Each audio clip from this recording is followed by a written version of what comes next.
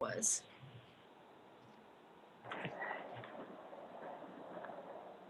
Yeah, this upcoming. Okay, yes. So Harry will not be here tonight, and we are live on YouTube. All right, thank you.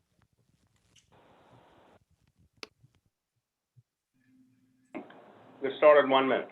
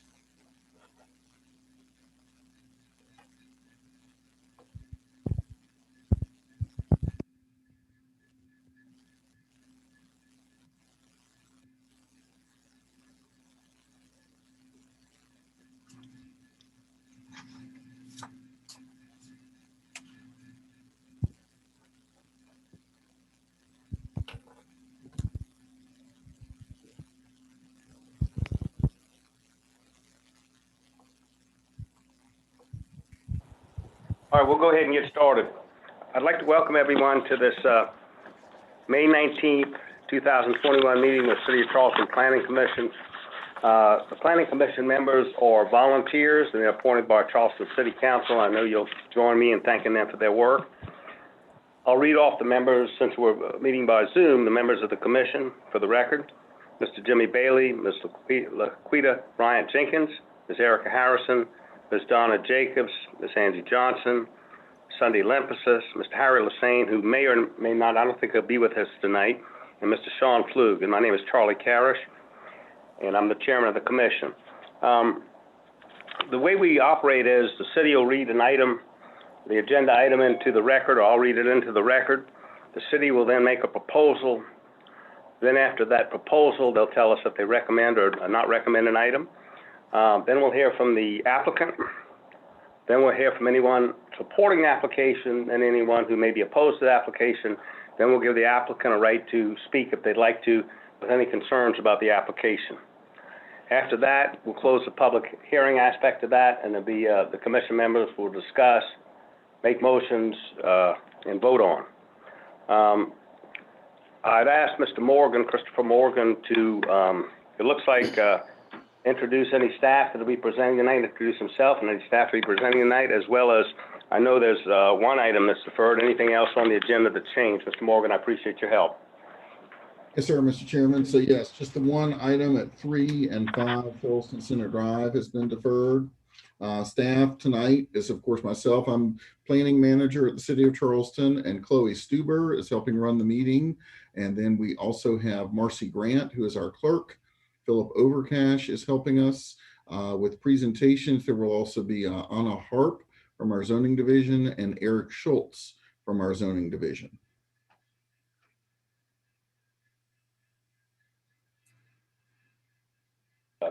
Thank you, Mr. Morgan. I appreciate it. We'll go ahead and start on the agenda. Number 1 is deferred on the rezonings. Number 2 under rezonings is 1505 Greenleaf Street, Silver Hill, Magnolia Peninsula, TMS number 46410000120-124 and 006. Approximately 1.42 acres, request rezoning of the subject property from heavy industrial HI to Upper Peninsula UP, and to be included in the 4-12-story City Height District classification. Mr. Morgan. Thank you, Mr. Chairman.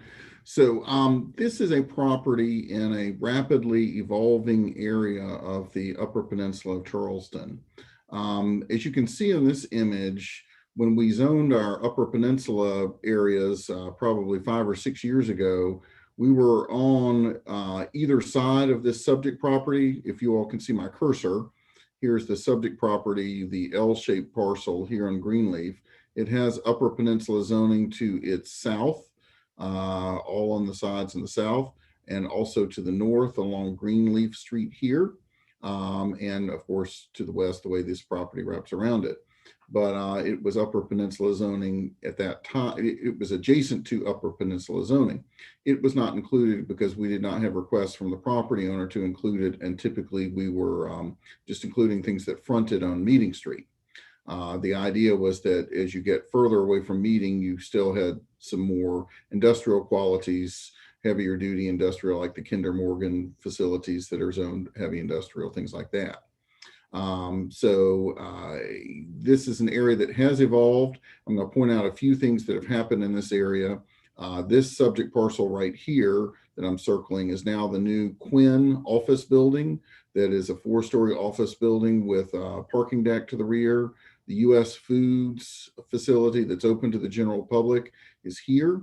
So it's kind of like a big wholesale food market facility.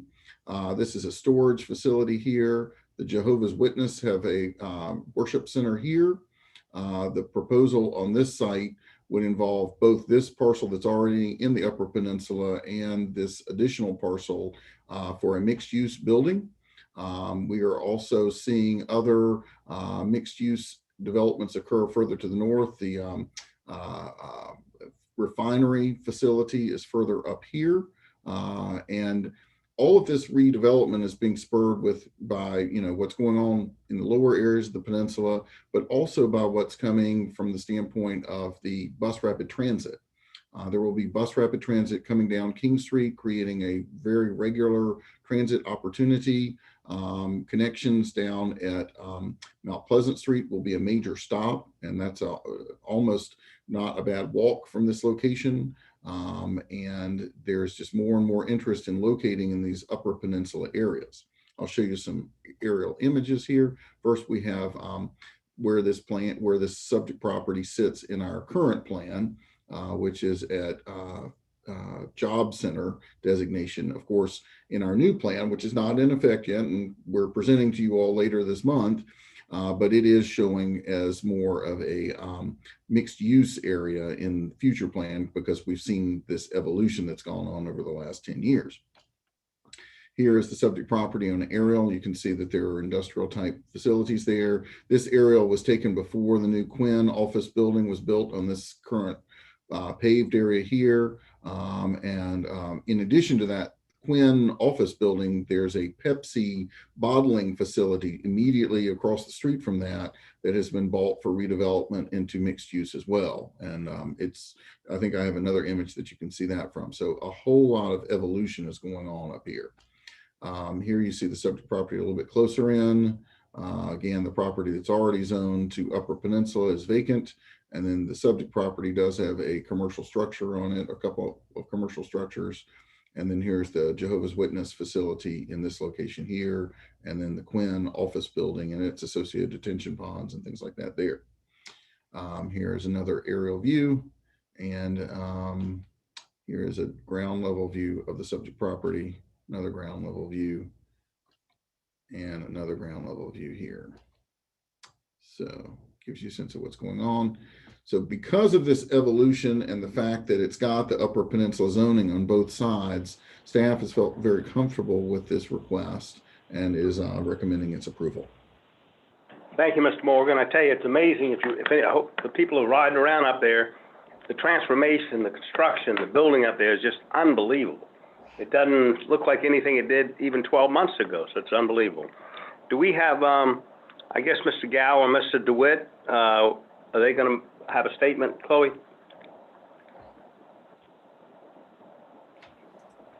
Yes, promoting them to panelists right now. Thank you, gentlemen. You'll go ahead whenever you're ready.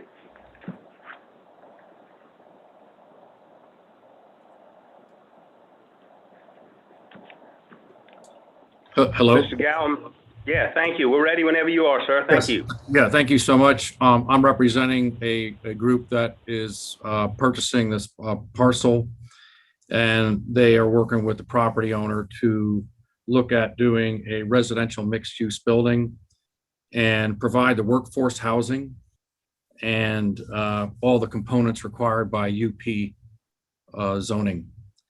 We have spoken with the city staff, Councilman Mitchell, Historic Charleston, Preservation Society.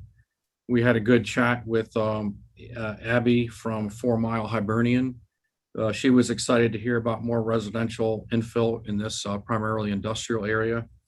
We did reach out to the Silver Hill Magnolia folks, and there's been some transition in leadership. And I spoke to Mr. Lester Aiken very briefly, and we'll continue to keep him apprised of what we're doing, and we'll speak to him before the council meeting. So I think this is a great opportunity for this very much changing area, and we're real excited about the opportunity. Thank you. Thank you. And just for the record, this is Mr. Gow, correct? Yes, Richard Gow, LS3P. Sorry. Great. Thank you, Mr. Gow. Chloe, I don't think anyone has signed up to speak in favor or opposed to this. Am I correct? That's correct.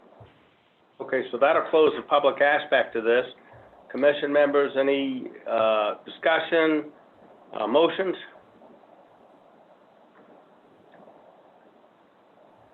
Move for approval. Ms. Lemphasis moves for approval. Any other discussion or second to the motion? I second Mrs. Ms. Jacobs, you second the motion? I think Angie was right ahead of me. Okay. Ms. Johnson seconds the motion. So motion made by Ms. Lemphasis and seconded by Ms. Johnson. I'll go ahead and do a roll call vote. Mr. Bailey? Aye, in favor. Thank you. Ms. Bryant Jenkins? Aye in favor. Thank you. Ms. Harrison? Aye in favor. Thank you, ma'am. Ms. Jacobs? Aye in favor. Great. Ms. Johnson? Aye in favor. Great. Ms. Lemphasis? Aye in favor. Mr. Flug? Aye, in favor. Great, thank you. And I'm in favor, so that'll be 8 in favor and none opposed. The next item on the agenda is under rezonings, is rezoning and plan unit of development, PUD amendment. Number 1, Shepherd Street, Canberra, Elliottboro, Peninsula, TMS number 4600404, 074, 078, 079, 080, 086, and a portion of previous St. Philip Street right-of-way annex, 1.453 acres, requested zoning of 84 Shepherd Street, approximately 0.67 acres from GB, general business, to plan unit development, Shepherd Street PUD classification, and to amend the Shepherd Street PUD development guidelines to allow up to an aggregate of the 3 accommodations use units on 84 and 86 Shepherd Street. Mr. Morgan. All right, thank you, Mr. Chairman. So again, the subject property is right here. You all are probably very familiar with this as it was before you in the last year, I think. This is a request to add an additional lot that a family owns, the Thompson family owns, and we'll let the applicants kind of explain their situation with adding this in. But this would allow for an additional 3 accommodations units within the development here.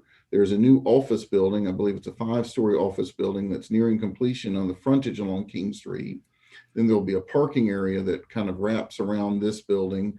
And then there are other accommodations uses in older buildings that are being renovated. And now this building could be renovated and be part of those accommodations uses as well. The St. Philip Street right-of-way has been dedicated to this project because it no longer connects because of the Crosstown Expressway, the Septima Clark Crosstown Expressway. It is all part of the PUD as well. I'll show another image we have here. It's in our urban and urban core designation. So again, the types of uses fit within that designation. This is the subject property before the office building construction started over here along the King Street frontage. A house or two has been, I believe, moved around in here, and one of the newer houses has been demolished, but the applicants can explain that configuration. But all these remaining houses, historic houses, are being renovated with very historically appropriate renovations. You see here the subject property here on the screen, and of course the new office building that is going up in the King Street areas in that location. And here is the rear portion of the site that is now seeing the renovations go on with the historic structures. And here's some street view of the structures and the old St. Philip right-of-way that will be reconfigured. And this is the actual PUD layout with the mixed use area at the front with the office building and the subject property here, and then the accommodations cluster that's to the rear, although this structure that is in the middle here would be allowed to have also this accommodations use. And we are recommending approval because it's a small addition to this already approved PUD that we think is a good use of these challenging pieces of property in the midst of the Crosstown Expressway. The office building, of course, is a great new addition to the King Street frontage and helping to diversify our King Street frontages. And these accommodations uses are great use in the midst of the Crosstown, in an area where you probably are going to have less long-term residents interested in living. And with that, I will wrap up and let you all discuss it. Thank you, Mr. Morgan. Is, I guess, Chloe, Mr. Wilson going to be with us tonight, or? Yes, I've just promoted Mr. Wilson and Mr. Thompson to panelists. So Mr. Thompson, Mr. Wilson, if you could please share your video and unmute. Thank you, gentlemen. You'll go ahead whenever you're ready. Thank you for being with us. Great. Thank you, Mr. Chairman and members of the commission. My name is James Wilson. I'm with the Wobble Bond Dickinson law firm, and I'm here speaking on behalf of sort of part of the applicant group. I represent the owners of the property that's already within the PUD. Mitch and Taylor Norville are the individuals who are the ultimate owners. And then with me, as you also see, is Mr. Titus Thompson. He and his family own 84 Shepherd, as Mr. Morgan was describing. And so I think what we'll do is I'll just first share just some background information, and then after that I'll let Mr. Thompson can give you a little background as well on 84 Shepherd. Just to sort of set the stage, perfect. That's a perfect slide to be on there. So this property is, it's really sort of right in the middle of the crosstown. The ramp up to Interstate 26 is on one side, and the ramp down is on the other side. So it's somewhat disconnected from the neighborhoods on either side, the north and the south. And as a result, has really not been ideal for family homes. Existing homes have generally been empty for several years. Some have been used for student apartments in the past, and all of them have been in need of renovation. The PUD that was adopted last year by council, that of course was approved by Planning Commission, then adopted by council. What it basically did was it kept the same GB general business uses, but it moved the accommodations area from the front on King Street to the rear of the property, as Mr. Morgan described. So it essentially eliminated the accommodations used from King Street, but allowed it in the rear of the property. And the total number of accommodations units, it reduced from 50, which is what would have been allowed on King Street, to a maximum of 30 on the remainder of the property. As you've probably seen, the office building is well along in construction, and then the renovations of the historic buildings in the back are also well underway. We think that that's obviously a great thing for the city in a number of ways. This amendment really does two things. First and foremost, it adds 84 Shepherd to the PUD. So 84 Shepherd originally was not included, even though, of course, we were in communication with the Thompson family. It was not included just because they were still resolving things within the family in terms of ownership and title of property. But they have now, the Thompsons have now come and made the request to the city to have their property, 84 Shepherd, now added to the PUD at this point.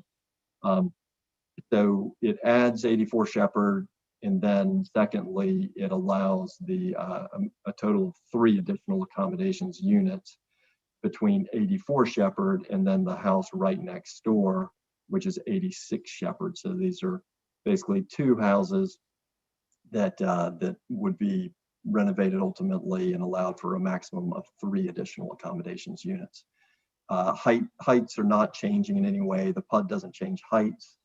All renovations, changes, of course, go through a regular BAR process. And then just as a big picture, we think that the new office building and the renovation of these buildings is a big positive. It's a small project, but we think it has a substantial positive impact. It's right at one of the entry points to the city.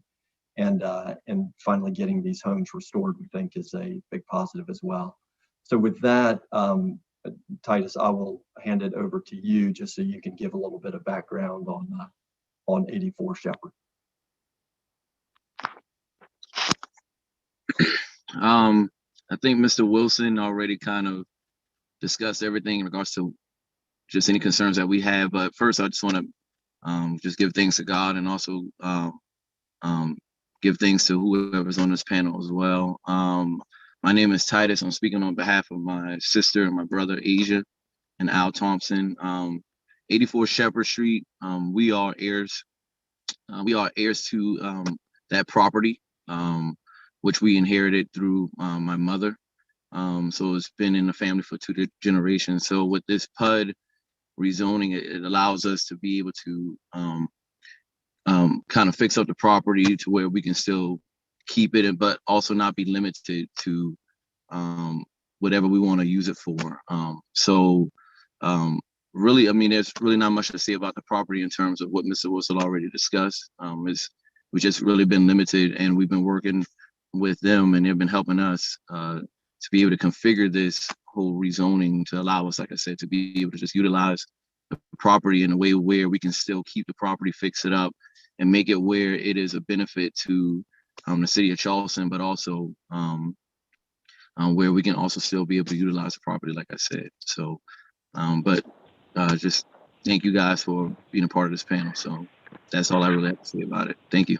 All right. Thank you, Mr. Wilson and Mr. Thompson. We appreciate you being with us tonight. There's no one signed up to speak in favor or opposed to this, so that'll close the public aspect of this this proposal. I'd ask commission members comments, questions, or motions. Mr. Chairman, Yes, ma'am. I'd like to move for approval and just comment. I rode down there, to just view the property, and it really has been a big improvement, even in the mid-construction. So I'm excited to see what they're doing there, and I'm anxious to move for approval. Thank you, Ms. Jacobs. I appreciate that motion. Any other comments, questions, or a second to the motion? I'll second it. All right, who's fighting over the second? Mr. Bailey got it. Okay, Mr. Bailey seconded the motion. So there's a motion by Ms. Jacobs, a second by Mr. Bailey. We'll do a roll call vote. Mr. Bailey? Aye, in favor. Thank you. Ms. Bryant Jenkins? I in favor. And I also just wanted to add it. I've been watching this project. I see it every single morning, and it's an amazing project that I am excited to see once it's all completed. Great. Thank you for your comments. Thank you. Ms. Harrison? I in favor, and I just want to just echo the same sentiments. Just like Ms. Bryant said, I live across the street from it, and that pop of color that you see coming off of that overpass, it is a delight, and I really appreciate the hard effort that they've put into this PUD and making it really stand out at that in that area. So thank you very much for all that, your hard work. Thank you, Ms. Harrison. And to me, you're our eyes over there because you really keep an eye over there what's going on. So we appreciate your comments. Ms. Jacobs? Aye, in favor. Great. Ms. Johnson? Aye, in favor. Great. Ms. Lampasas?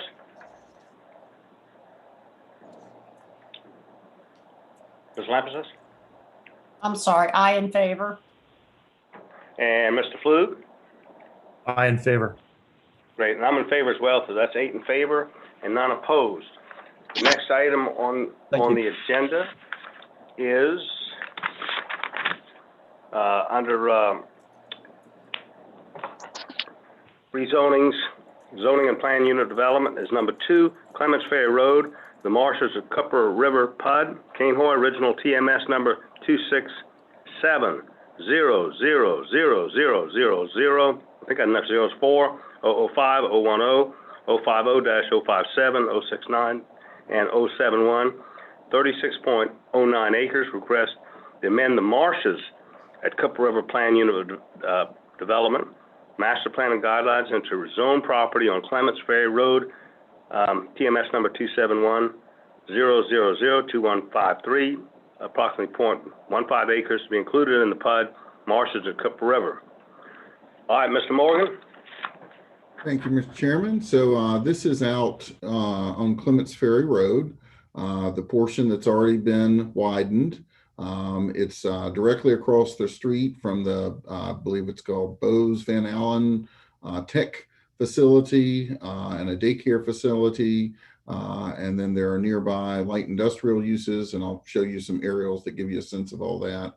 But this PUD was approved, I want to say 4 or 5 years ago. It was partly an annexation and is very active new house development going on here, very attractive layout here. It's unusual amounts of topography here in the existing area that's already been constructed. This amendment is about a very tiny piece of land, 15/100ths of an acre at the front of the development that they were not able to make part of the PUD originally. And now we're annexing into the city and can make it part of the PUD with pending your endorsement and city council. It would just add to the commercial site that's at the very front of the development. And it really just gives it the actual frontage on Clements Ferry Road. There was still going to be a commercial site here. This is not about adding extra density from a residential standpoint to the site. It just lets them kind of wrap it up and bring it out to the public right of way.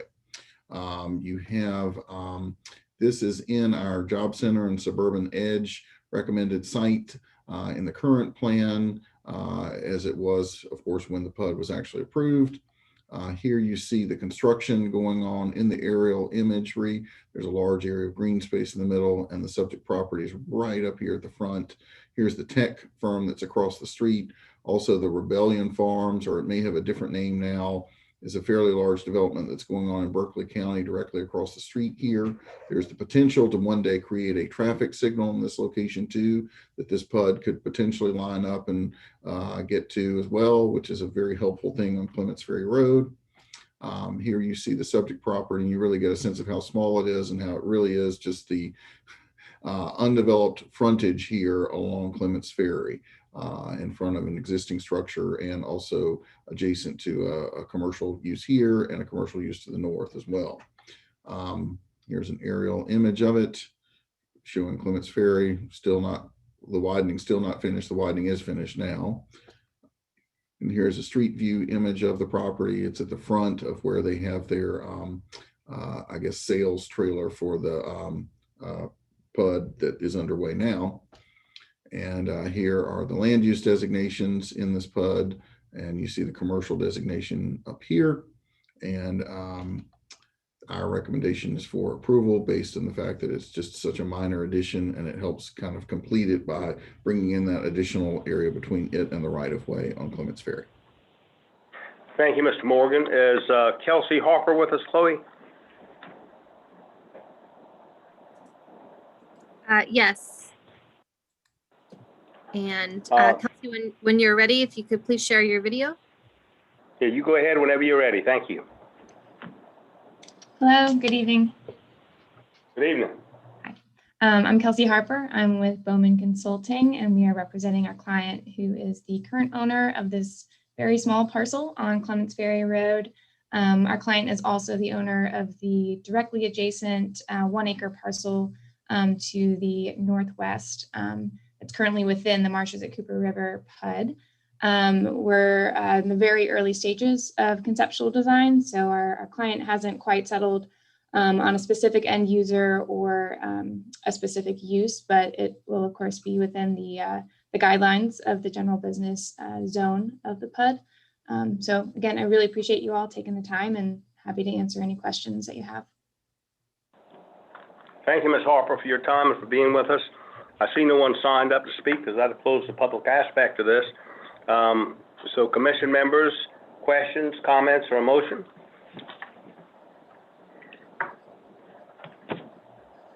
I'll move for approval. Is that Ms. Harrison, correct?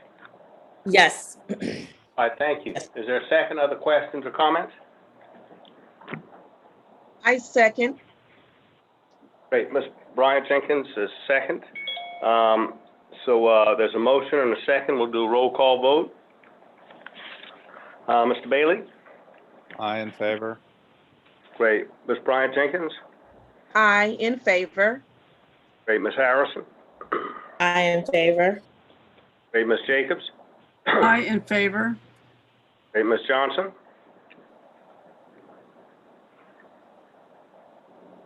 Ms. Johnson? Oops. We'll come back to her in a second. Ms. Lymphosis? I in favor. Great. Mr. Flue? Aye in favor. Great. I'm in favor as well. Ms. Johnson, you with us? If not, you might have to sign off a minute. That's 7 in favor and none opposed.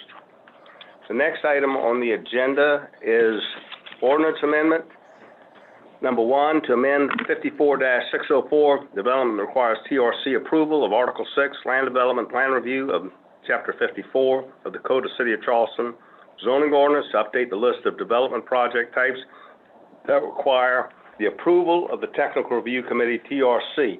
And I believe Mr. Schultz is going to present that. Is that correct? That is correct. Can you hear me? Before we start, Mr. Schultz, I appreciate your work. I appreciate everyone that works for the staff. You'll all do a good job, but you seem to be everywhere, so I appreciate you. Well, thank you, Mr. Chairman, and also thanks to the members of the commission, as well as staff, for inviting me tonight to talk about this very important amendment. It's really the work of the committee, so I have to shout out to my incredible team and also to Scott Valentine, who got this ordinance in the form it is tonight to present it to you. Next slide, Christopher. So if you recall, when Mayor Tecklenburg was elected into office, one of the very first things he chose to tackle was to hire a consulting firm to audit or assess various city departments or city processes. And Technical Review Committee was one of the very first to be looked at. And this is just the cover sheet of the report that was presented to City Council in January of 2018. The result of all that hard work, they interviewed each individual TRC member. We met as a committee and discussed all the issues and opportunities about the TRC process. They went out and interviewed the development community. And as a result, they came back with 23 recommendations. And that's what you see there on the right-hand side of your slide. And we're going to tackle recommendation number 21, convene a committee to review threshold requirements for TRC site plan approval process. Next slide, Christopher. Thank you. Another great addition when Mayor Tecklenburg came on board was the bringing back of Tracy McKee as our Chief Innovation Officer. And she works very closely with our group, and we decided to prioritize our recommendations, and then we set out a schedule in which we would address the recommendation. And as you alluded to earlier, Mr. Chairman, the city is very busy. TRC is very busy, so we got caught up in a lot of delays. But as you can see here, we were going to try and tackle this in the third quarter of 2019. It got delayed to about the fall of 2020. Next slide. So the process, TRC begins conversations and analysis on the types of building projects that should require TRC review and approval. And what we've learned is, because we all come from very specific expertise, whether it's traffic and transportation, Janet Schumacher with ADA, we felt that some projects that did not require TRC were getting approved, but really all eyes should have been placed on that project. So we looked at existing city processes that do capture the approval of certain projects, but we came back and we settled on a few categories, which I'll discuss in just a few minutes. So those conversations were very productive, and we looked at the city and figured out where there was overlap and where there wasn't overlap. February 24th of 2021, we presented the draft ordinance to TRC University. TRC University is an opportunity that we do quarterly with the development community. That includes applicants, owners, developers, consultants, nonprofits, etc. And in COVID, it was done over Zoom, but in previous quarters, it was done in person. And it's an opportunity to hear from those folks. Basically, we welcome their gripes or their complaints about the process. We try and address those. We offer changes to our process, and it's very productive. So we presented the draft to TRC University in February. During the course of March and April, we made modifications, and I'll get into that in just a minute. And then here we are tonight presenting it to you all. Next slide, Christopher. So there's our agenda for TRC University. I just wanted to make sure that you see that we address numerous things, and that was on the agenda. Next slide. So the existing ordinance in section 604, basically you can break it down to having 6 categories of projects requiring TRC, and then there are 3 under B, 3 categories in which projects are exempt from TRC. As a result of our hard work, we're ramping that up to 9 under A. And you may question, oh my God, you're so busy today. How are you going to take on this work? Well, we feel that it's very important that the projects and the categories that I'll describe in just a moment do receive TRC. One of our mottos at TRC is that not only does the project have to meet required city code, but we strive for that project to be world-class in nature. We want it to be the best it can be, and every TRC member brings certain aspects and ideas to the review process to ensure that that occurs. Next slide. So here you have it in ordinance form. We hope that we get a favorable recommendation from you all tonight, and then it would move on to City Council. I'll just go down through them. Under A, TRC approval is required when number 1, all we did is changed that small little A2 to B, which refers to the section B, which I'll get to in a minute. Number 2, a lot of the changes, we needed further clarity. The previous language was a little vague. It was up to interpretation. So number 2 just changes and clarifies that a project that proposes an addition to a principal building or an existing building where the footprint is 2,000 square feet or more would require TRC. So we added footprint 2,000 square foot. So this would not require a project that has an addition of 500 square feet, but maybe 4 stories, which would equal in conditioned space 2,000 square feet, would not require TRC, but we just tweaked that a bit to clarify footprint of 2,000 square foot.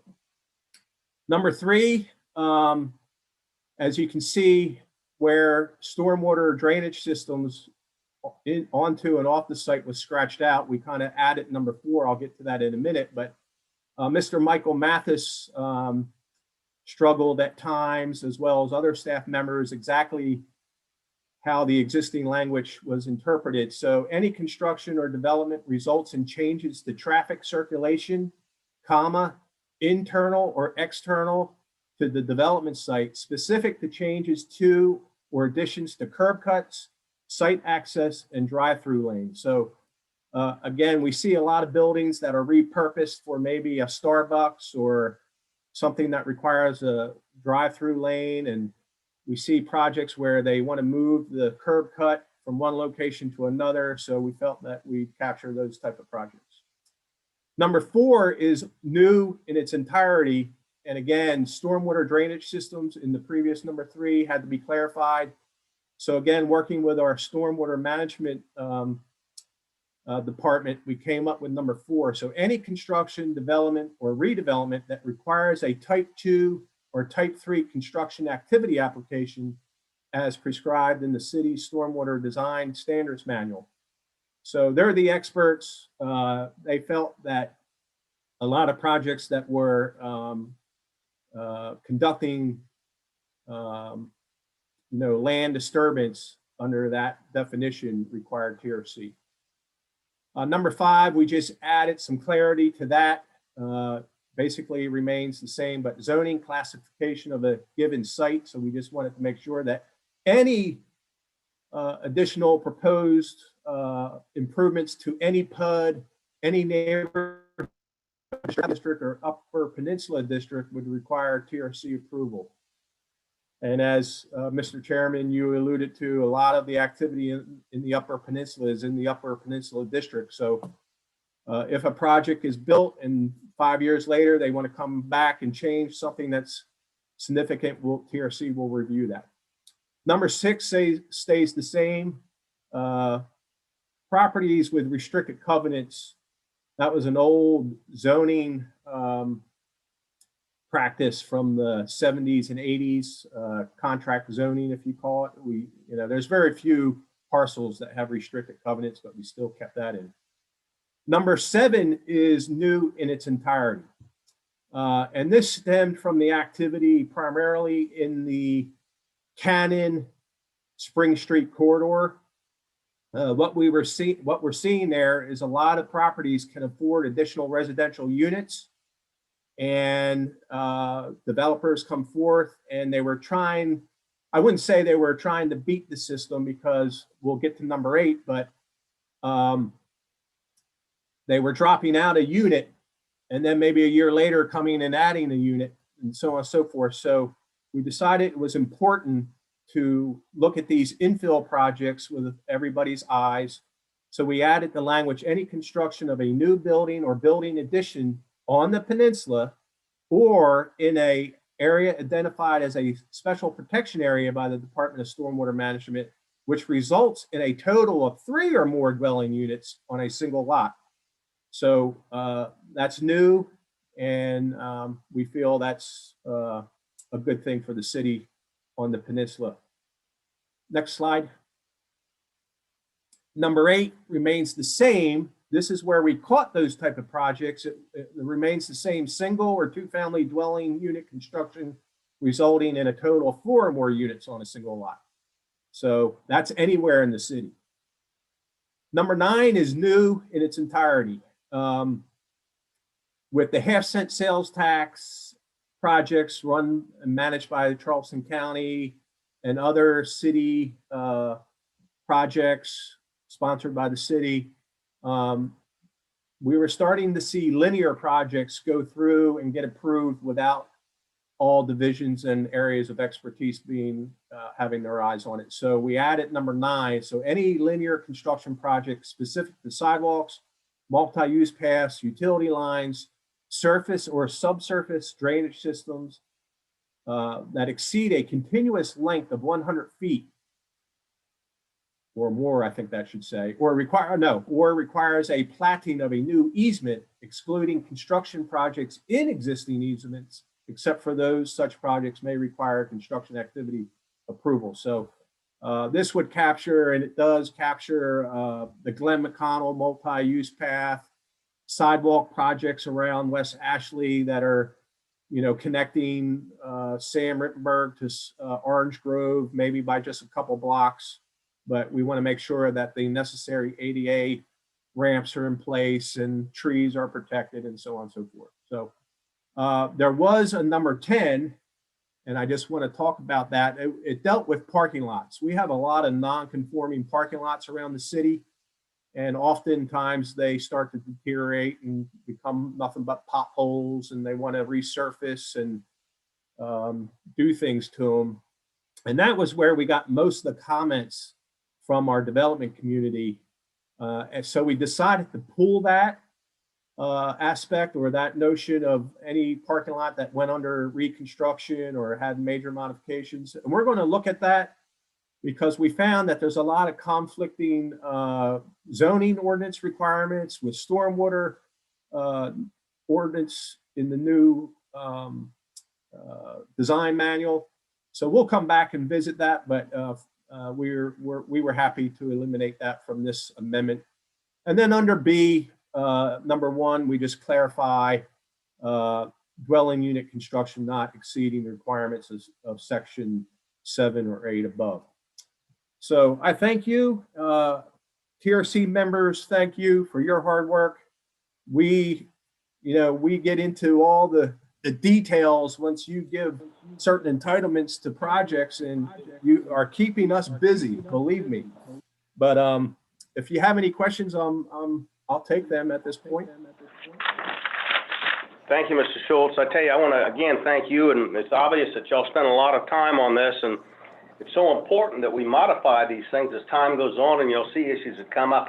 I think you're right on that number 10, though. I think there's so many parking lots that have issues, and the parking is such a premium here. That's an important item to look at probably separately.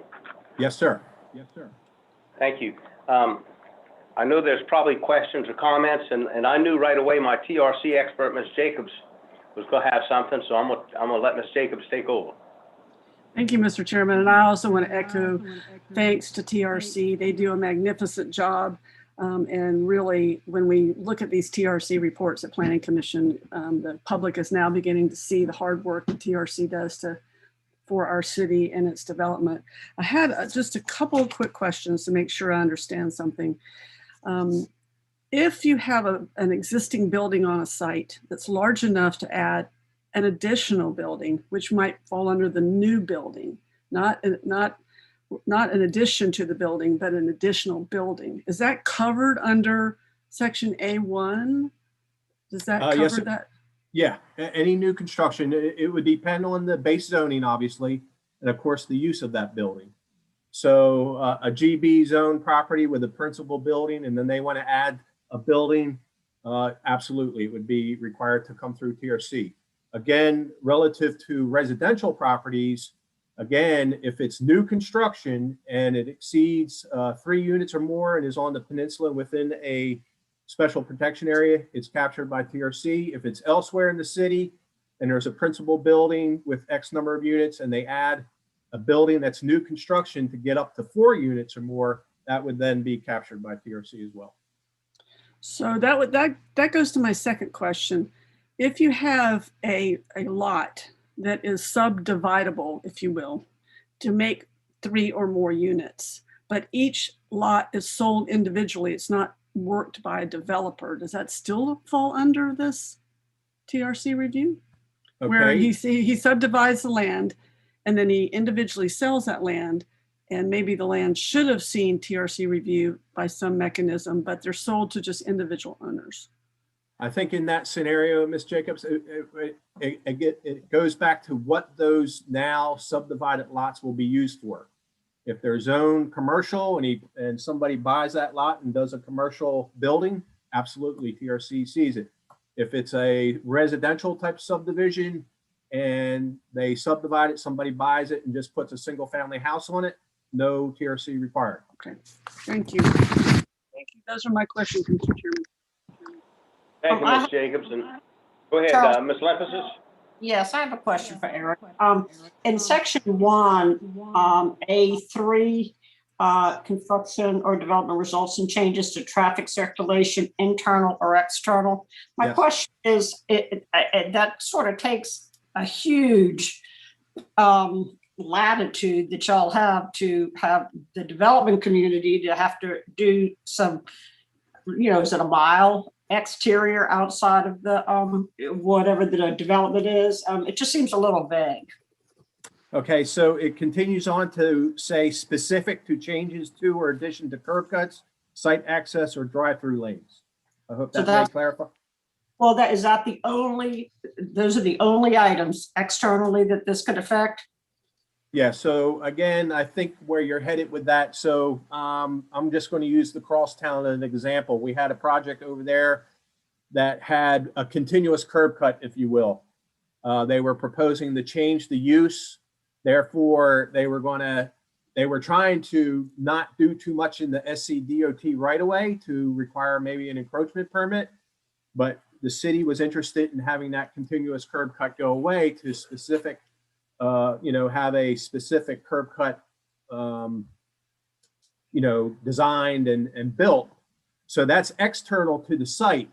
And we felt that would be a project that would require TRC. No, I definitely think external needs to be considered in TRC, but I just wanted to make sure that the latitude was within a given scope, and that you can't go 2 miles down the road and want, somebody to have to improve something that may be the responsibility of somebody else. Oh, I see where you're going with it. So those type of improvements are usually spelled out in a traffic impact study when you do off-site improvements specific to a project.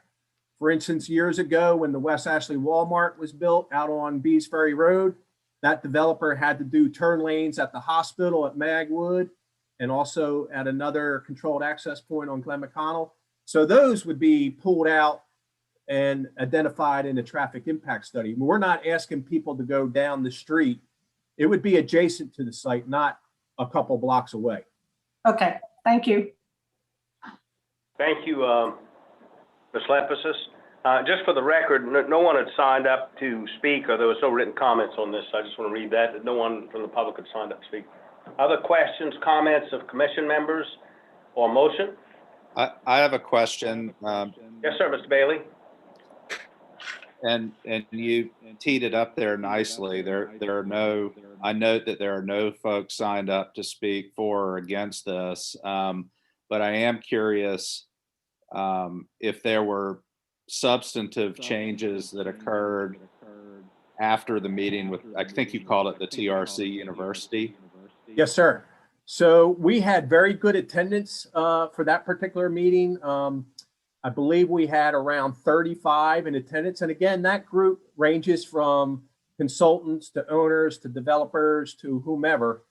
And we actually, under the Scott Valentine, developed a little survey, which was posted after that meeting.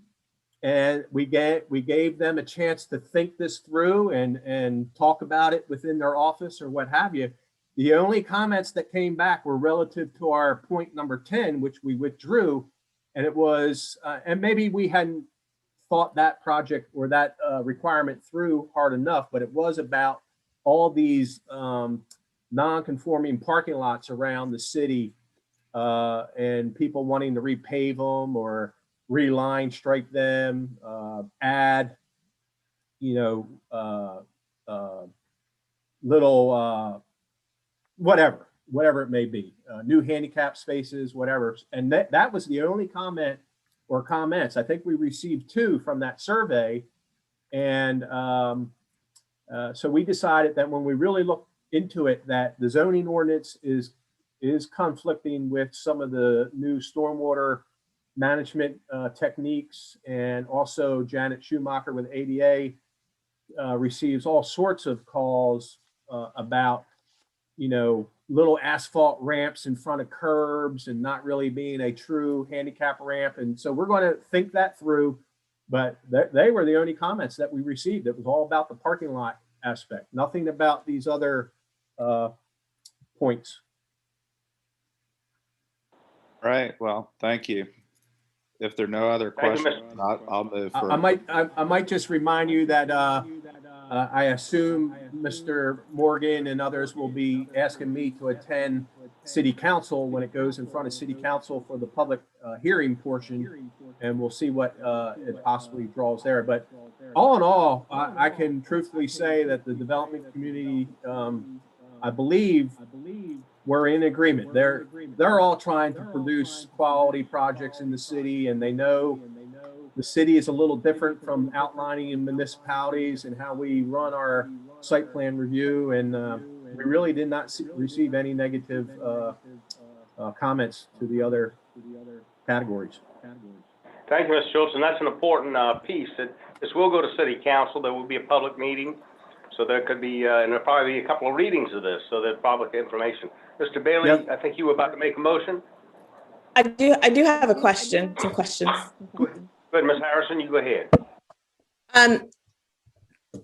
Y'all have done a yeoman's job on this, so and especially in the time of a pandemic. So you guys have worked extremely hard. One question I did have, and even though it's specifically defined in the ordinance, I didn't know if it would be if the question would arise when we're talking about the projects that are on the peninsula when it comes to the term accessory dwelling unit, since that's now a new term within our ordinance, and how that would be perceived by TRC and its interpretation of adding an additional building to a site where it could result in 3 or more, especially on the peninsula.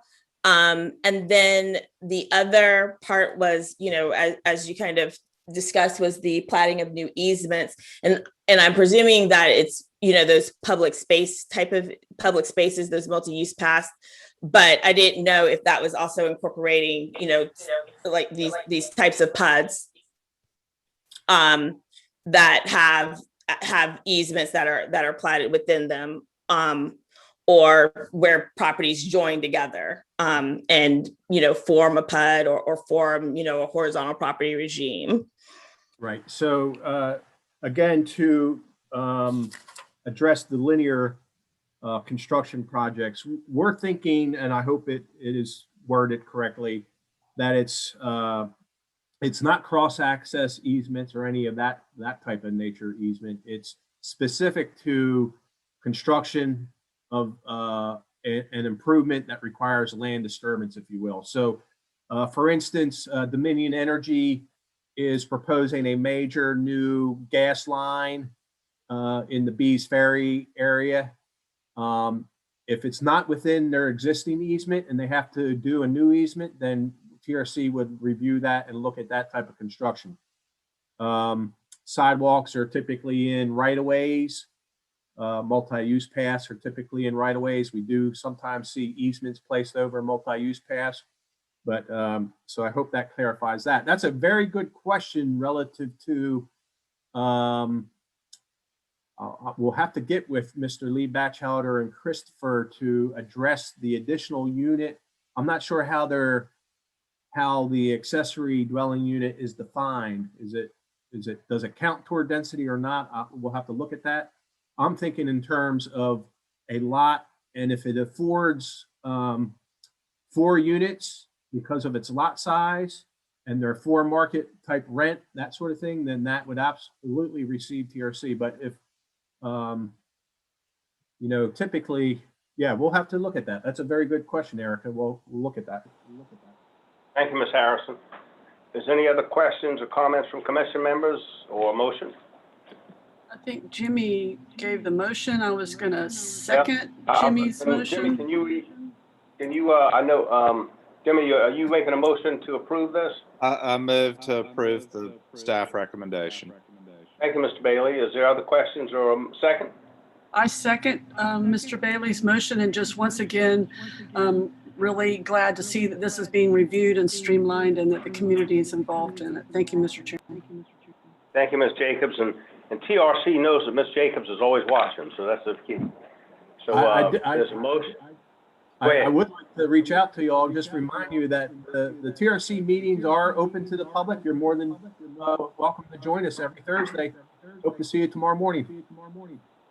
No, thank you. And again, thank you for your hard work, Mr. Schultz. I've talked to you many times on different issues with the city, and you're everywhere. So I appreciate your hard work and all the staff. So there's a motion by Mr. Bailey and a second by Ms. Jacobs. We'll do a roll call vote. Mr. Bailey? Aye, in favor. Thank you. Ms. Brian Jenkins? Aye, in favor. Great. Ms. Harrison? I am in favor. Thanks. Ms. Jacobs? Aye, in favor. Thanks. Ms. Johnson? Aye, in favor. Great. Thank you. Ms. Lemphasis?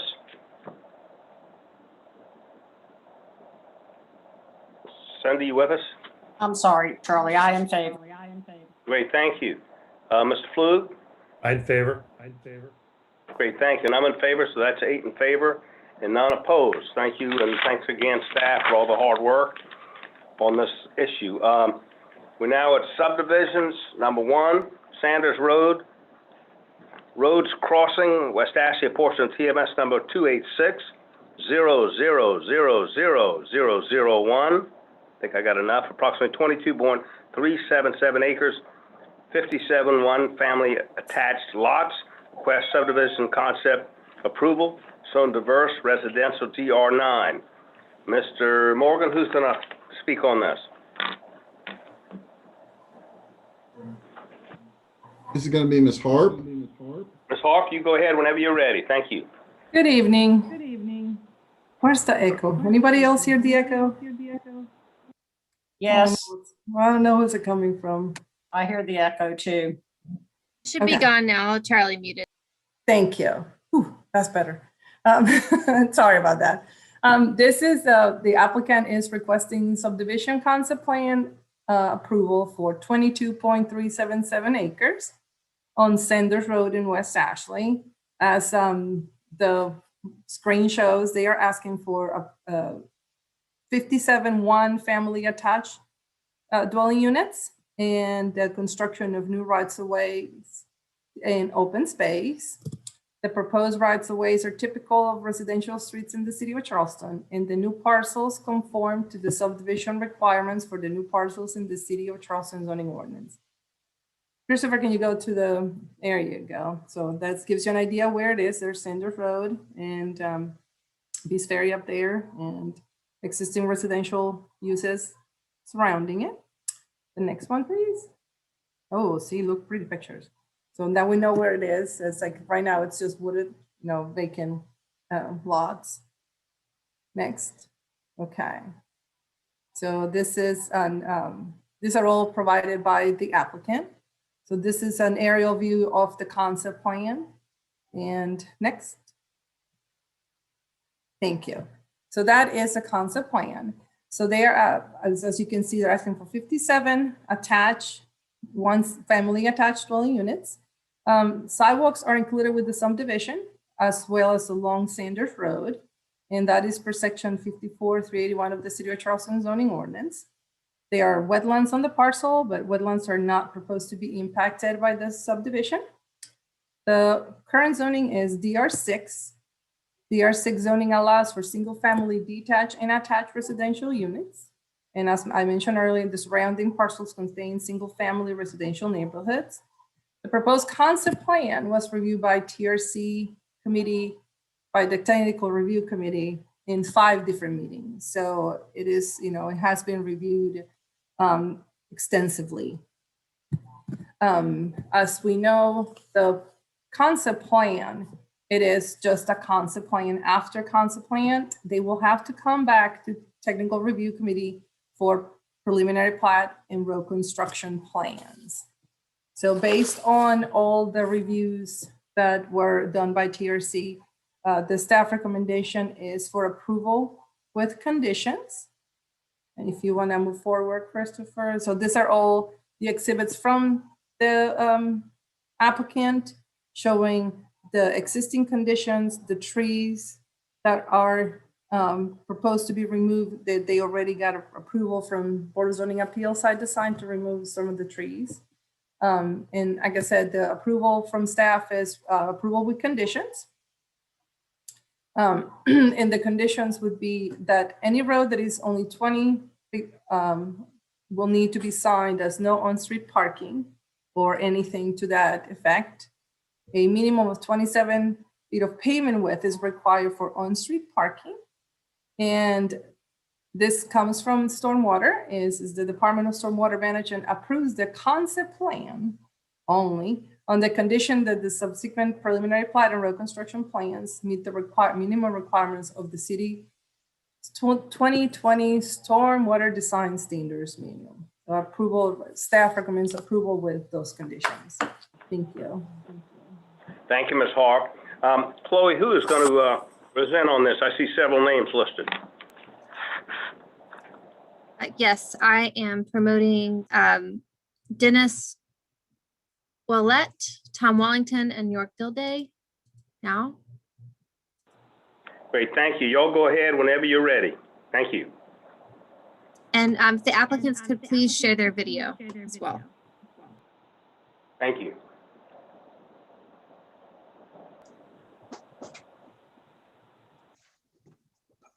York, you can go ahead and present.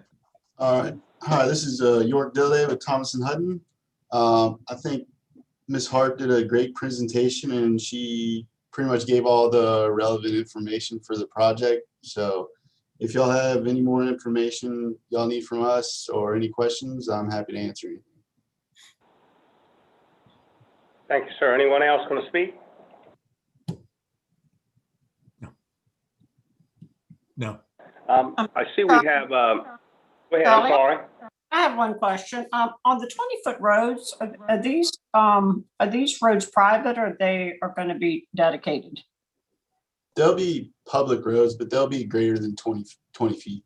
They'll Okay. be 26 feet. Okay, thank you. Great. Thank you. Thank you, Ms. Lampazis. I see no one's signed up to speak in favor or opposed, but there is a comment. Is Ms. Zimmerman with us, Chloe? Yes. Katie, Great. I've enabled your microphone. Hey Ms. there. Zimmerman, you go ahead whenever you're ready. Thank you. Thank you so much. And I appreciate the opportunity to comment. I wanted to ask if there was, if the applicant would consider, instead of a sidewalk, doing a multi-use path along Sanders Road. We've been working with the city and the county and adjacent neighborhoods. There's a great deal of concern by the neighborhoods about the ability of students to have bicycle and pedestrian access to and from the schools and the library at the end of Sanders. And children are coming from Bees Ferry Road as well. So they have really asked for repeatedly a better way for the children to bike and walk to and from along Sanders. So the city and the county together are working on a multi-use path segment from the end of Sanders to Half Shell Lane. And then we would love for applicants, as they're proposing projects along Sanders, to all do multi-use paths for their portions. So if that's something that you would be willing to consider, I would be very appreciative. And I know there are a lot of neighbors who would be appreciative as well. Thank you. Thank you, Ms. Zimmerman. Ms. Zimmerman, thank you for your work in the community as well. You're making the community a safer and better place with your work. So what we're going to do is there's no one else signed up this week. We have written comments, and then we'll give the applicant an opportunity to respond and answer that question. Chloe, do you want to read these written comments, please, into the record? Yes, there are 11 written comments that all are similar to what Ms. Zimmerman just shared. So the first is from Rachel Eval, 2997 Conservancy Lane. Please add a multi-use sidewalk to Sanders Road from Bees Ferry to C.E. Williams Middle School. The sidewalk would provide a safe connection to biking, walking, running trails and parks from Village Greens all the way to the Greenway. This would be a huge step for walkability in West Ashley. Many residents would use this path to get to different neighborhoods and parks without having to drive. From David Bauman, 1824 Gammon Street, again requiring the installation of a multi-use bike walk path in lieu of a 5-foot sidewalk. This has future opportunity to create full walkability and bikeability from Bees Ferry Road to the schools on Sanders Road, thus reducing car traffic and improving safety for future students. From Stephanie Studeris, 1850 Bermuda Stone Road, again requesting the multi-use path along Sanders Road for folks to be able to travel safely from Carolina Bay to Bees Ferry. From Anna Gilpatrick, 1841 Corn Silk Drive, again asking for a multi-use path on Sanders Road, not just a sidewalk. They reference the high school, middle school, and library, as well as being a connection road for many adjacent neighborhoods that use bicycles, scooters, all with high population of children. And the multi-use path is the safest and best plan for the short and long-term future of a previously neglected Sanders Road. We plan to use this road to travel to school and to shop at the West Ashley Circle. We've waited over 13 years for this. from Carol Fry at 3002 Memorial Drive. Families also requesting multi-use path rather than a sidewalk only. They live in Carolina Bay, and this road has become a major access route after the opening of the middle school. From Joanne Jasonek at 3185 Conservancy Lane, asking for multi-use path for everyone's safety. Michelle Kerr at 1812 Luna Court, asking for a pedestrian 8-foot path is needed along Sanders Road in front of the development, not a 5-foot sidewalk. Bikers and walkers need to be able to safely pass each other and access a pedestrian path already located on Beast Ferry Road. A 5-foot sidewalk is not safe enough for the amount of bikers and walkers that need to access this area. Bobby Earl, 1757 Manassas Drive, lives in Carolina Bay and frequently uses this area on foot and bicycle. And Bobby appreciates the improvements that are already approved and coming down the pipe. However, I firmly believe the developer has an obligation to provide the safest features possible. That is why I'm politely asking that a multi-use path at least 8 foot wide along this section. We've had the opportunity to increase foot and bicycle traffic between the large Carolina Bay neighborhood and the Beast Ferry, Walmart, Harris Teeter, Starbucks, et cetera, establishments. Increasing this to multi-use path will help facilitate that. Thank you kindly. From Jessica Allen at 1623 Pleasant Hill Drive, asking for a multi-use path for access to nearby library, schools, and Beast Ferry. Melinda Slider, 2810 Merriam's Drive, asking for a multi-use path on Sanders Road. And finally, from Abby Woods at 3009 Cooper's Basin Circle, saying it is imperative to obtain approval for funding from Charleston County multi-use path project along Sanders Road from House Shelf Lane to the new entrance to the middle school. This project will provide much needed safe access and connectivity between Carolina Bay and C.E. Williams, as well as the new Beast Ferry, West Ashley Library, which has an abundance of bike parking on site, West Ashley High School, and ultimately the planned multi-use path along Glen McConnell Parkway. Appreciate the City of Charleston County for consideration of connectivity through West Ashley, and hope the committee votes to approve Sanders Road funding. So a little bit of confusion there, but same sentiment. Thank you, Ms. Stuber, for reading those comments. Mr. Olet, would you like to respond to there was a particular question, and you can hear a common theme about the questions or comments. So would you like to respond as applicant to any of this or anything else you'd like to bring our attention to? Sure. Thanks for giving me the opportunity. I'll start, and then I'm going to ask Tom Wallington, who also works for Beazer Homes, as I do, and we've contracted to purchase this piece of property and are working through the development TRC process. Can you all hear me okay? Yes. Yeah. Thank you. Yes. All right, thank you. So, we've looked at the requirements that are what's required along this, and it's a 5-foot sidewalk at this point. And when they talk about a multi-use path, we're open to options here, but when they talk about the multi-use path, I need to be careful about what we're saying yes to. When we look at the requirements for the 5-foot sidewalk, we have cross sections and we understand what that would take to put that 5-foot walk in. And so when we talk about a multi-use path and asphalt or 8-foot wide path, or are we talking about concrete? There's a lot of questions out there that we'd like to sort of get clarity on to see what we can do. We're also quite tight in a couple of areas where we have some wetlands crossings. And so we need to be careful about how we cross those areas and encroach into that area. And so 3 feet can be meaningful. Sometimes it's not, but sometimes it is. So hard for me to say yes to it right now. So Tom, would you have anything that you can add that would help? Yeah, thank you, Dennis. My name's Tom Wallington. I think you're right, Dennis, how that comes together in terms of the construction issues. I think there's some details that we just need to work through on that. If it was part of the roadway improvements, it would be easier with the wetlands. But as you can see, it's within our property and outside the roadway. So fitting that through there in some of those areas is going to be difficult. But I think we do agree that it's good circulation. I think that part of it's true. And I don't know if there's any way that we can work with any other city projects that kind of would help us expand it to make it a bigger project. whether there's any offsets or anything along those lines. We have a lot of frontage for that is not really used by the improvements. So it is a big impact that we're taking on with the project. Thank you. You know, I know that y'all are meeting the requirements based on what Ms. Harp presented, but I'm sure the city would work with y'all. Ms. Harp, I don't want to speak for the city, and Mr. Morgan would work with y'all on to accommodate these requests in any way they can. Mr. Morgan and Ms. Harp, would you like to comment on that?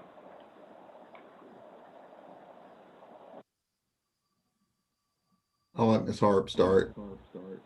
I was going to say, we would look at it when it comes when it comes back to TRC. That's when we would look at the, where the location is going to be throughout the entire project. Is it going to be a certain sections? I'm not, once they decide what they're going to do, then, their engineers will do the work as to what is required and what they would do.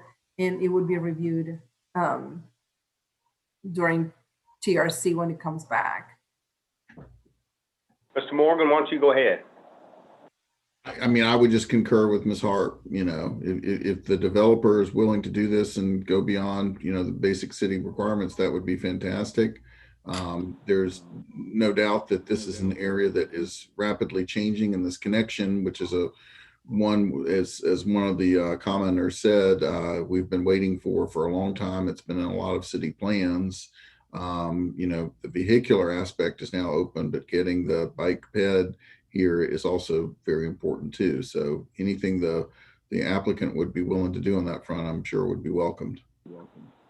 Great, I appreciate it. And I guess what the applicant was asking, maybe I'm wrong, is if the city could work with them on any other aspects of the development that may give them some footage. Is that correct, Mr. Wellington?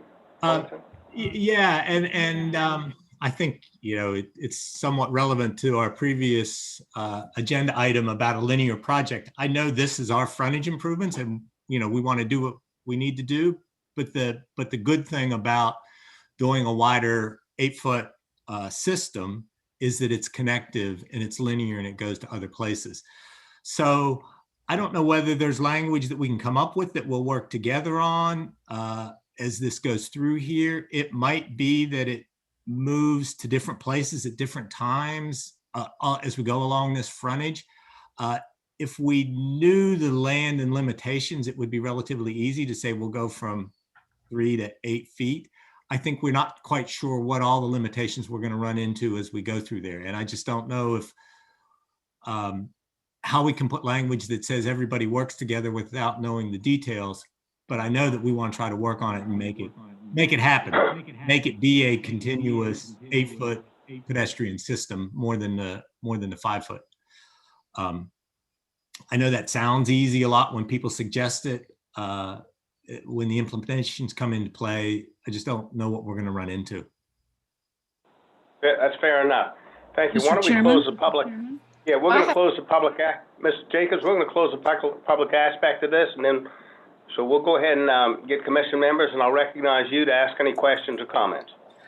First of all, I'd like to thank staff for always being available to answer all my many questions on subjects of this matter. But I did hear Ms. Hart say this was zone DR6. Was that a mishearing? Because it's typed as DR9. Just a point for the record. It might have been just me being tired and being late. I apologize. No, for the record, I just wanted to make sure that I understood. Thank you, Ms. Hart. And toward the discussion that we were just having, maybe Mr. Morgan or Ms. Hart could help me here. Would it be possible since there are already conditions to this approval, that one of the conditions be to critically review the installation of a multimodal path in the project? Is that a practical condition to make, or does that cause some heartburn here? Is it a requirement or is it No. What I'm saying is you've made 3 conditions already for this approval. Is it practical for that wording to add a 4th condition that to critically review the installation of a multimodal path with this project? You can add that as a condition as well. Okay, thank you. Then Mr. Chairman, I'd like to move. Donna, before you add that, I'd like to, that's a tough condition that's being Okay. put on somebody that isn't aware and is not a requirement right now. No, I just said critical review. That's all I Well, said.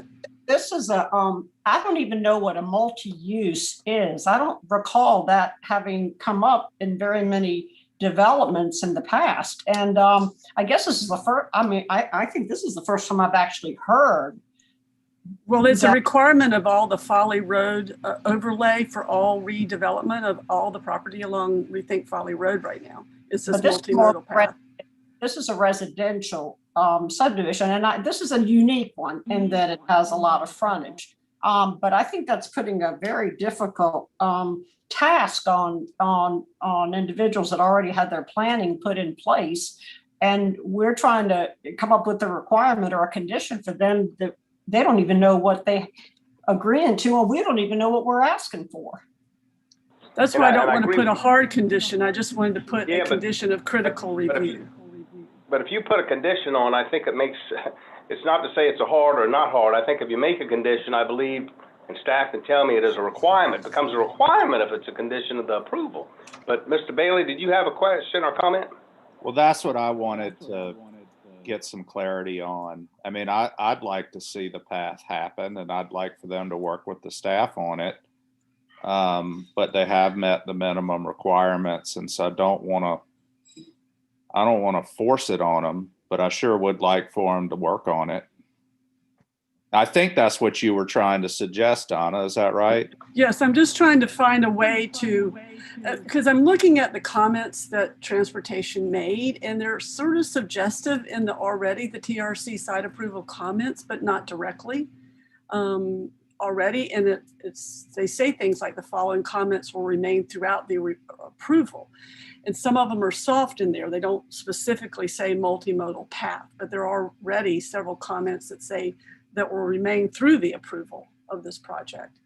So that's what I was bouncing off of, this buried in the TRC review process for conditional approval. Other questions, comments of commission members?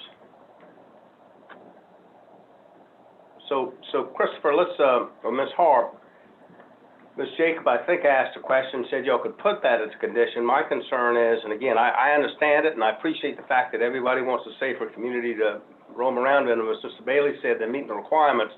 I just want to make sure legally, if we put something in there and approve it, does that tie their hands? We know that what we want them to do, we know what's best, and I think they know what's best, but does that legally bind them? I mean, I think if it's a condition, it depends on the wording there.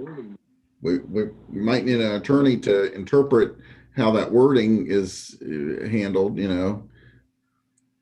And what that means, the wording, yeah, it depends on the wording, because if you are gonna make it, that's why I was asking, would it be a requirement or a request? Because that would be, I think that completely changes everything, but. Well, I don't think we can make it a requirement if it meets the guidelines of subdivision request. I don't think we can make it a requirement. I have a concern. I do have a concern about that. And you know, because I haven't seen where we've used that turn of phrase, Donna, and maybe you can just kind of help me understand. I understand the goal. So we understand what the goal is. I think the concern I have is does I understand what critical, you know, to you may mean, or what I would perceive as being critical, but I do think we walk into kind of this vague category of is it going to be a requirement? What is considered critical? And is the onus on them or TRC to create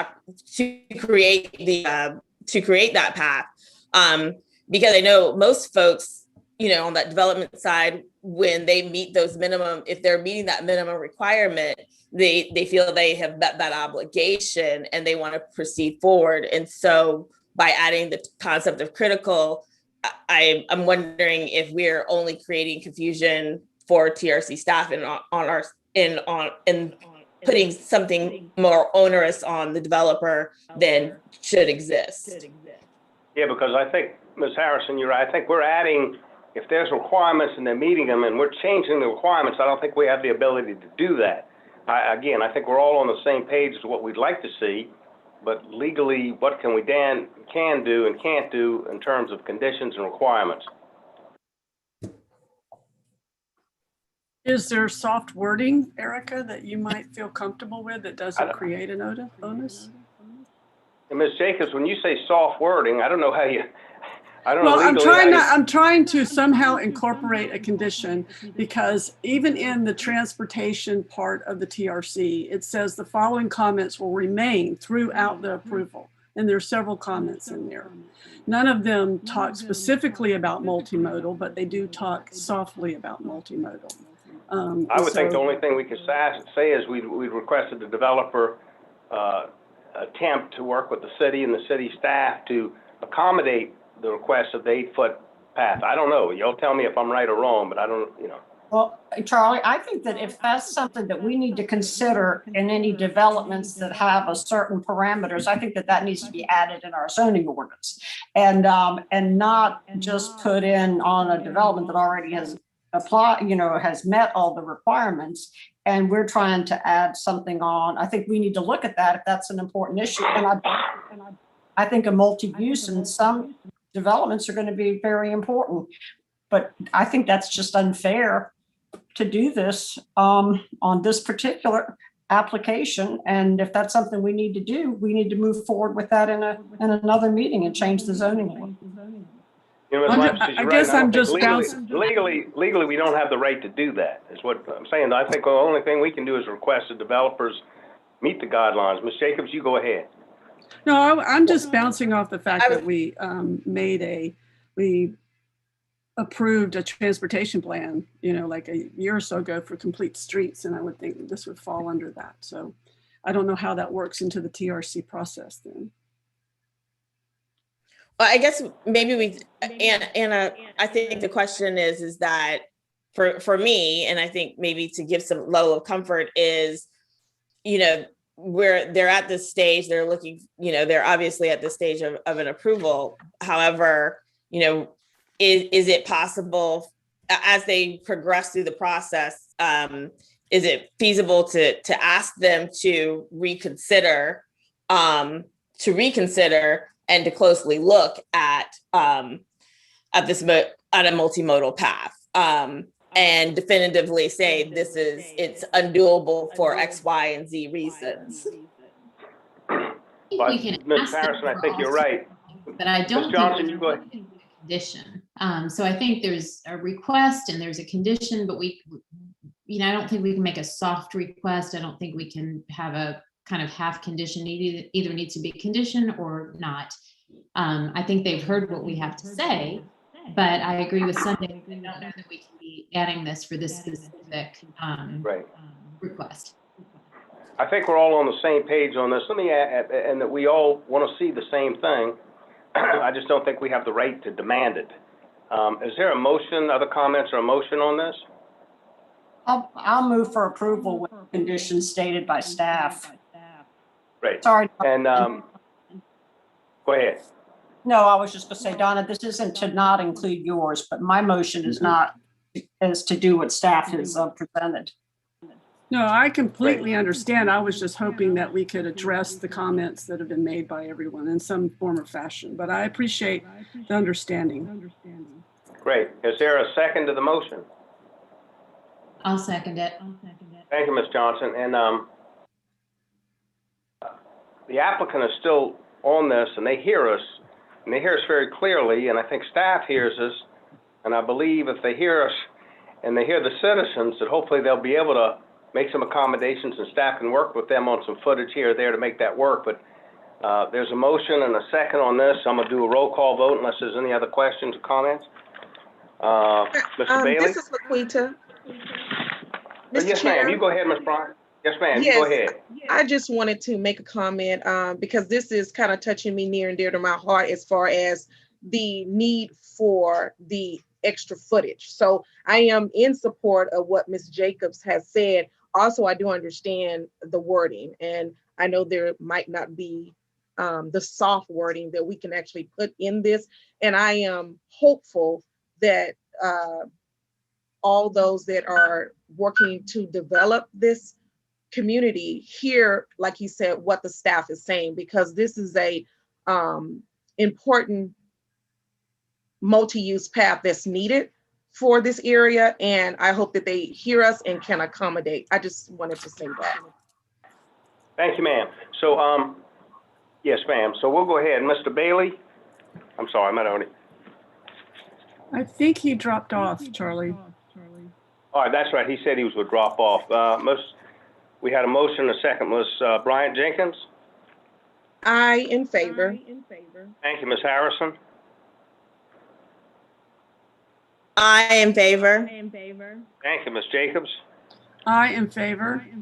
Thanks, Ms. Johnson. I in favor. Thank you, Ms. Lemphasis. I in favor. Great. Mr. Flug. I in favor. Great, and I'm in favor as well, so that would make it 7 in favor and none opposed. And I think the developers hear us very clearly. I would ask staff that I think the point was, can we look at making this a requirement, as Ms. Lemphasis said, it would only be fair that if we added into what's required, then that's something, you know, that we wouldn't have an issue with in the future on. So I'd like staff to address that and look at that in the future with the guidelines on this stuff. Charlie, So Charlie, thank you. I'd like to Yes, ma'am. add that I don't want that to be just in every subdivision. I mean, it has to have, be contingent upon where the property is. If it's on more of a commercial use, like Donna mentioned on Valley Road, and if it impacts other neighborhoods, it's Carolina Bay is finished. They didn't provide anything like that for their people. And I think that we just need to look at it on a basis, but I do think we need to bring that to our attention and look at where that may fit and how we could add that in a zoning based on certain requirements. So I don't want it to just be across the board, Charlie. No, that makes sense, Ms. Lemphasis, because sometimes it may not fit. So I appreciate that. So we passed that. The next item on the agenda is zonings. Number 1 is 807 Savage Road, Castlewood, West Ashley, TMS number 309-1500053, 1.93 acres, request zoning of DR 12, diverse residential 12, zone mixed style residential M12 in Charleston County. Mr. Morgan? Yes, this is a recent annexation, and the M12 is most closely replicated in the city by our DR12, and it is adjacent to some pretty dense multifamily to the rear.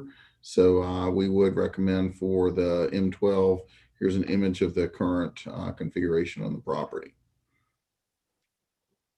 We can't take these zonings together, can we? They should be separate, yeah, because they're different recommendations. Great, I understand. So there's no one signed up to speak on this. Is there a motion or from commission members? I move for approval for. Thank you, Ms. Lemphasis. That number, you move for approval on number 1 zonings? That's correct. Thank you. Is there a second? I'll second the motion. Thank Ms. Harrison, I think seconded. We'll do a roll call vote. I think Mr. Bailey had left us because it's his anniversary, and we appreciate him being with us as long as he was. Ms. Bryant Jenkins? I in favor. Thank you, Ms. Harrison. I in favor. Thank you, Ms. Jacobs. I in favor. Great, Ms. Johnson. I in favor. Thank you. Ms. Lemphasis. I in favor. Thank you, Mr. Flug. I in favor. Great, and I'm in favor as well, so that's 7 in favor and none opposed. The last item on our agenda, zonings, is number 2, which is 1453 S South Edgewater Drive, Edgewater Park, West Ashley, TMS number 349-1300008.47 acres. Request zoning of single-family residential, SR1. It was zoned single-family residential R4 in Charleston County. Mr. Morgan? Yes, and with that R4, the closest compatible district in the city is our SR1, and we already have another SR1 in this neighborhood, so that is what we are recommending for. Here's an aerial image of the subject property. Great. Thank you, Mr. Morgan, and there's no one signed up to speak on this. Is there, so that'll close the public aspect. Commission members, is there a motion, questions? I'd like to move approval for Mr. Leolio, and I'm very happy that he is putting this in the city now. So that's exciting to me. So I'd like to move approval. And I'll second that. Great, so as a motion by Ms. Lampasas, and I didn't even realize who the applicant was, so I see that now. Motion by Ms. Lampasas, second by Ms. Jacobs. We'll do a roll call vote. Ms. Bryant Jenkins? I in favor. Thank you. Ms. Harrison? I in favor. Ms. Jacobs? I in favor. Great, Ms. Johnson? I in favor. Thank you. Ms. Lampasas? I in favor. Mr. Flug? I in favor. Great, and I'm in favor as well, so that's 7 in favor and none opposed. That finishes our agenda, and I appreciate everyone's time tonight.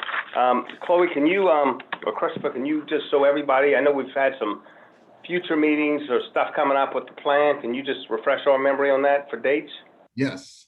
So what's going on? We had to shift ever so slightly because we kind of jammed up our graphic consultant on the plan with a whole bunch of stuff at the very end. So she is working through it all, and we will have a draft of the plan for you all. It won't be the final layout, but we'll have a draft of the plan for you all on Friday. We will send that digitally, although there were a couple of folks that wanted a printed copy, so we will deliver that to you.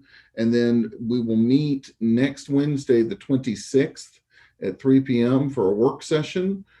Questions, you all can hear from the public there if you want to, but it's mainly just to answer questions, have concerns, that kind of thing. And then we shifted when your actual public hearing and vote on the plan would be. We've shifted that to June 9th at 5 p.m. That's a Wednesday, June 9th at 5 p.m.